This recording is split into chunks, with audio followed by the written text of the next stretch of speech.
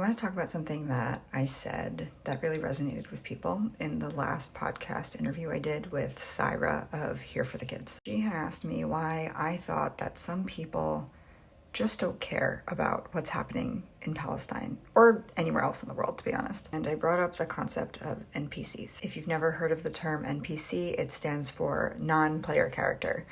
And if you've ever played video games or a computer game, non-player characters are the machine. You're playing the machine. It's that character that just kind of bounces around and waits for you to make a move.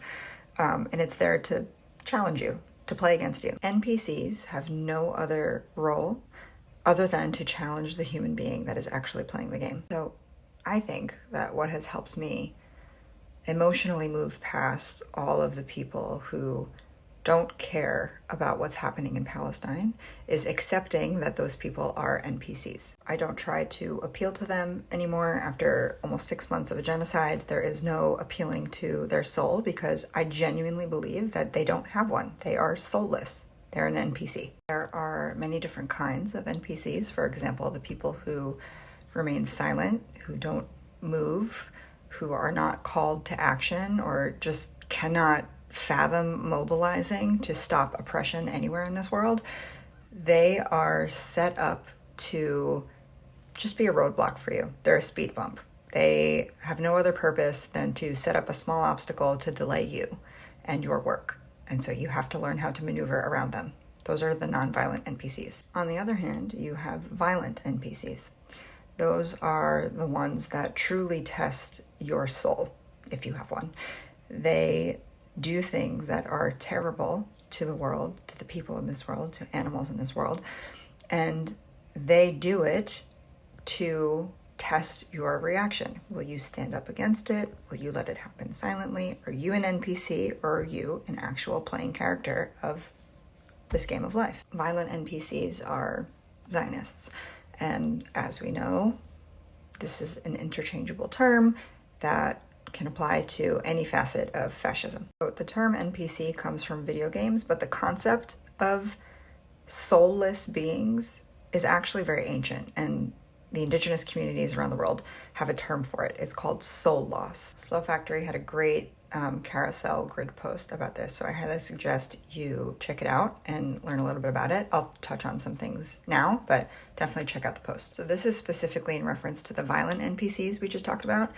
And it says that in order for colonialism and white supremacy to be upheld, one has to disconnect from their soul. Soul loss is a requirement. And when it comes to non-physically violent NPCs, because remember, it's all violent, just physical versus non-physical, non-physically violent NPCs also require soul loss. This is why we see so many Israelis making fun of dead Palestinians and acting like literally soulless human beings. In order to expand collective consciousness, which is the entire purpose of this platform that I have built, it is to stretch your mind and your thinking, which if it's done correctly, or if you're actively working on doing that, it's something that you can literally visualize. You can stretch your mind in a visual representation of that. We have to pay attention to the challenges that are being set up for us by NPCs. Those of us with souls are watching violent NPCs like Joe Biden and Netanyahu and are appropriately responding. Not enough of us, but many of us are appropriately responding in opposition of the killing of human beings. The thing I want to draw attention to are the non-physically violent NPCs, because many people don't realize that those are the things set up to distract you and can actually cause a huge amount of harm and delay in justice and liberation for so many people if we're not aware of this. And that's Hollywood and celebrity culture. Movies, these album releases, these events are all things that are set up in place to act as speed bumps on our road to justice and liberation. They are set up to distract you. And for those who are paying attention, you know that the way this world is moving, someone's attention is the most valuable asset that a company or a person or an organization can own. Your attention is the most important and valuable aspect in this world. That is why things like social media are created to set up and keep your attention for long periods of time. So the Oscars just happened. And despite the protests that delayed the ceremony, we watched rich-ass people who got all dolled up walk right past protest signs that depicted images of dead babies in Palestine to enter a theater for a ceremony that was stroking their own egos and receive $100,000 gift bags that cost more than most people's salary in this country. And they behaved like this the whole time.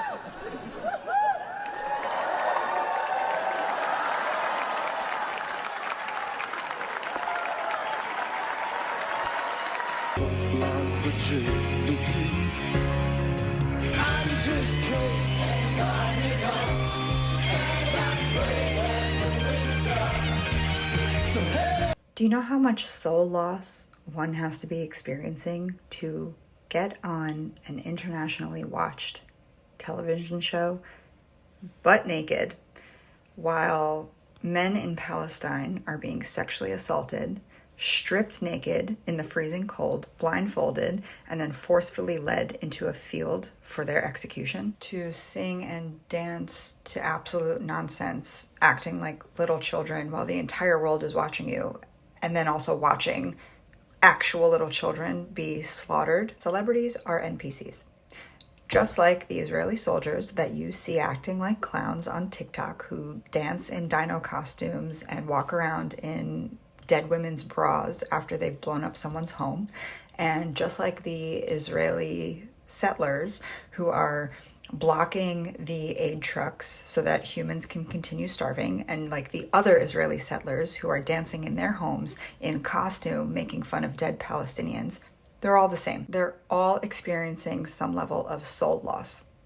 They're all the ones who don't speak up when something bad is happening. So it's very important that we all understand who is and who is not an NPC and who gets our attention. For as harsh as this might sound for some people, this whole concept of NPCs and soul loss, I do hope that it gives some comfort to those who are hurting because the people that they have loved for so long have not been moved or activated by Palestine or by other suffering in the world, or have chosen not to wake up or grow alongside you. I know how painful that is. And I hope that this can give you as much comfort as it has given me to understand that sometimes people are just there and you're the one being tested, not them.